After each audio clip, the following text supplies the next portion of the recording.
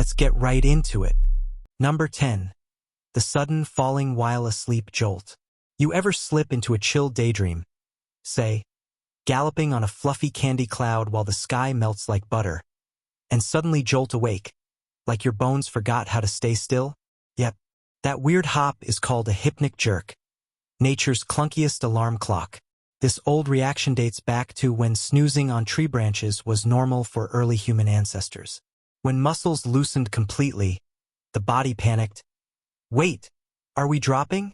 Then snapped wide awake before hitting the ground below. Jump ahead to today.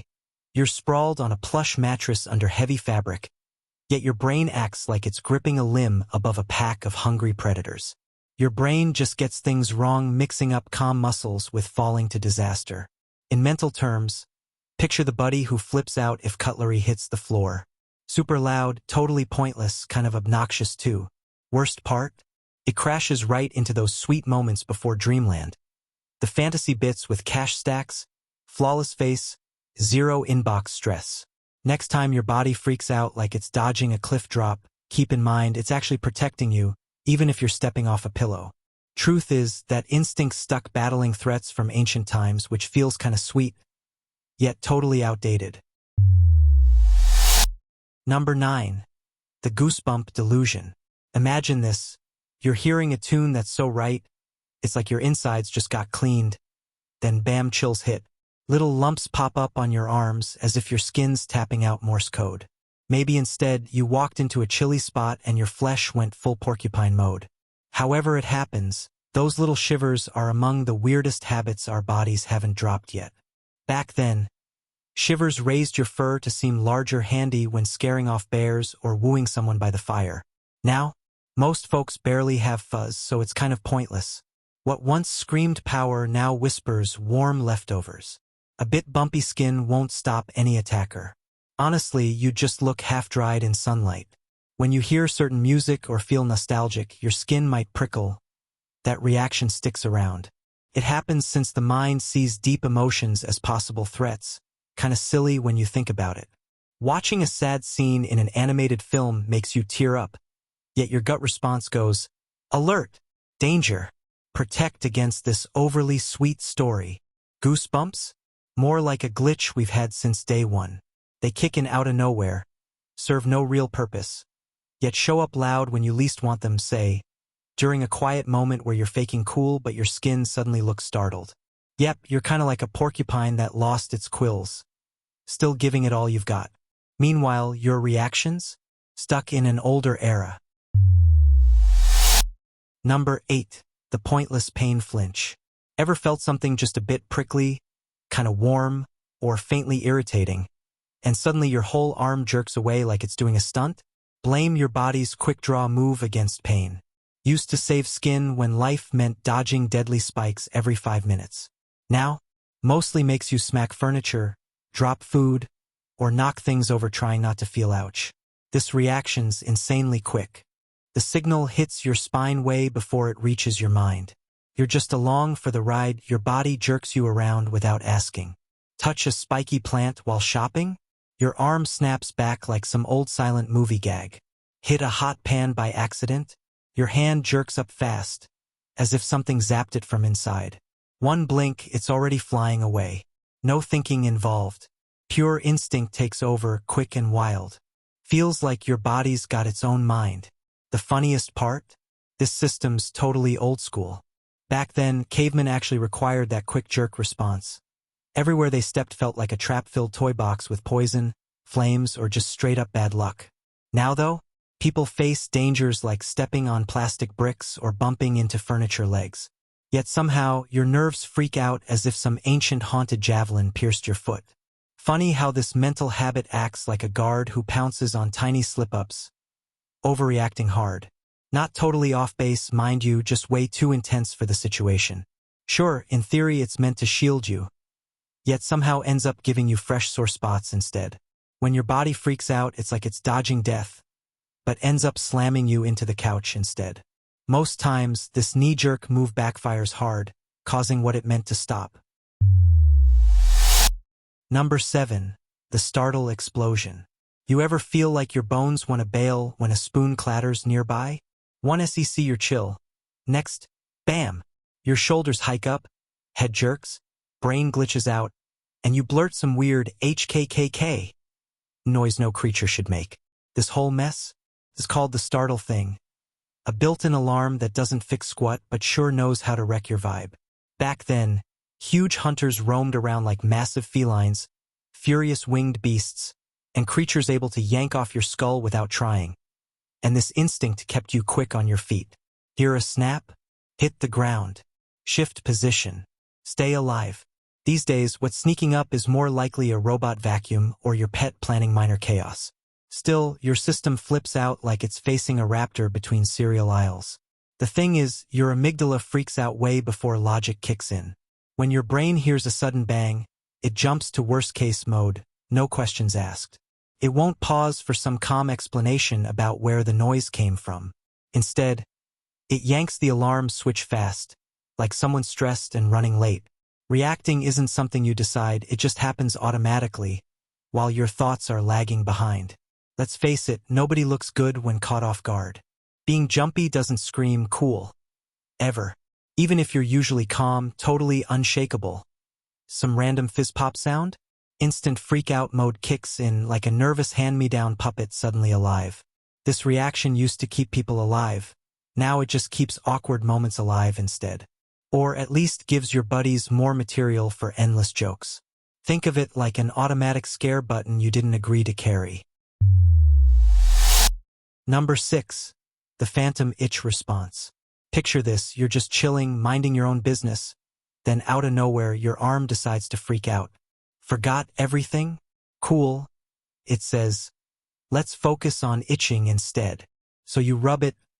Barely finish, already another zone starts acting up. Feels like your body's making stuff up on the fly. Every punchline screaming. Bet you feel dumb scratching air again. This itch-scratch reaction once made sense. Because back then, people faced bugs, parasites, or critters just hitching a ride. A scratch acted like an alert. Basically your skin shouting, watch out, you're being nibbled on or invaded. Now though, the most threatening speck near you might just be lost lint. Itching messes with your mind more than you'd think. Nerves pick up on small annoyances or even no real trigger, then signal the brain. Yet the brain, loving attention, turns it into an urgent itch needing relief. It's like getting tickled lightly while your body panics like danger's near. Plus, scraping at it won't fix squat.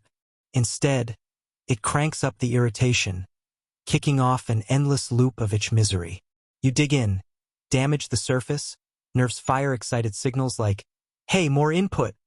Then everything repeats, kind of like a broken game cutscene stuck on replay. The weirdest thing? Phantom itches, when zilch actually brushed your arm, are just your nerves tossing out fake alarms for kicks. Kind of feels like your skin's restless and craving drama. Truth is, your body acts like you're dodging danger in the wild, but really you're parked on a seat, scratching away like a raccoon caught red pod. If anything, this automatic reaction just shows your body's begging for an update. Number 5. The useless tear reflex. You know how it feels when a speck gets stuck in your eye? That little lash drifts in, next thing you're watering up like you binged every sad film out there. Tears blast nonstop, your mug twists weirdly. Then for a sec you swear this fluff will finish you off. The tear reflex started as a way to wash away grime, grit, plus random junk from nature, think sandblasts, fumes, or some bold bug flying at your face. These days, it kicks in over stuff like, a bit of breeze looked at me funny, or, gusts acted too cocky this afternoon. Your tear ducts aren't messing about. When something bugs your eye, they flood it fast like you're in some kind of emotional showdown. Sure, tears do wash stuff out, no doubt. But truth? Half the time you're just sitting there flapping your eyelids like you're signaling SOS to nobody.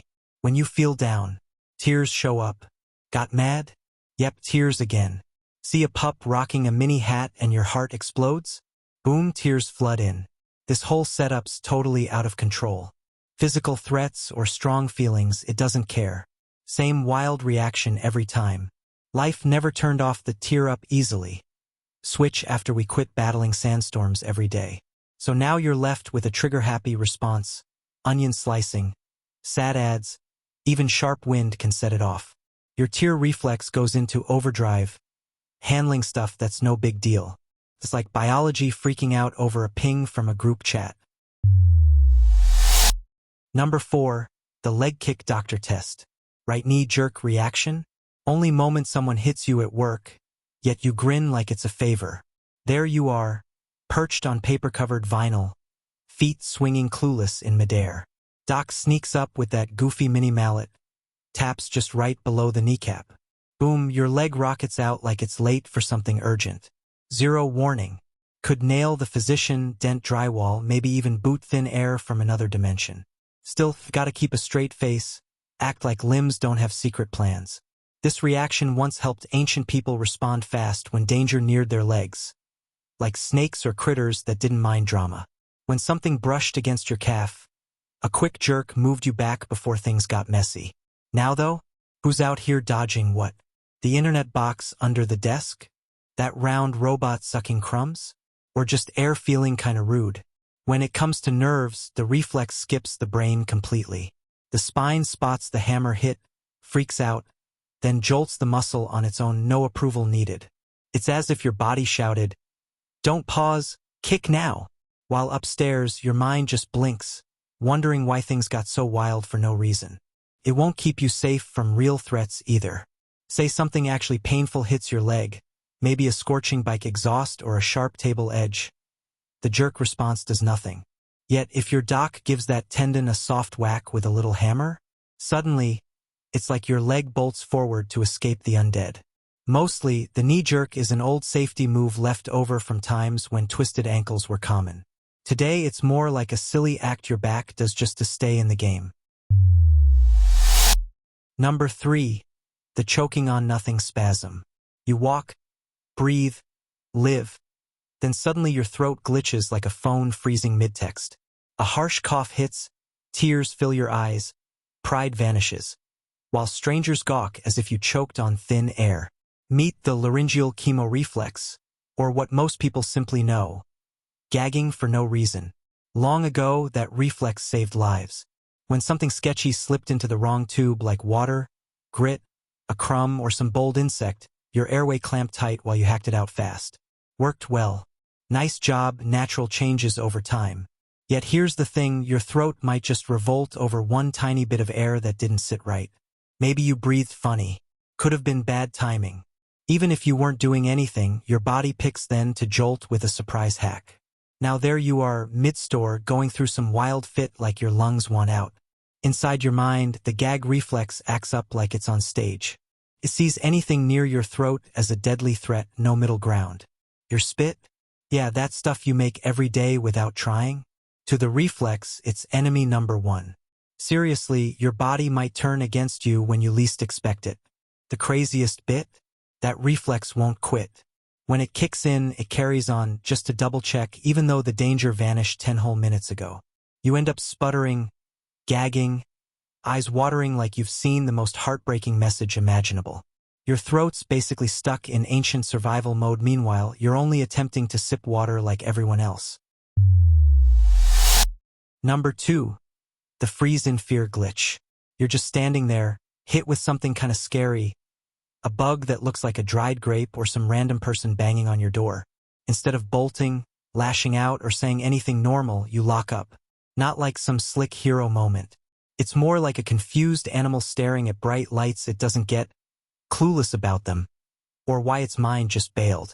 This freeze reaction, it used to be key for staying alive. Because if a hunter spotted motion, game over. Holding still meant you might dodge getting eaten.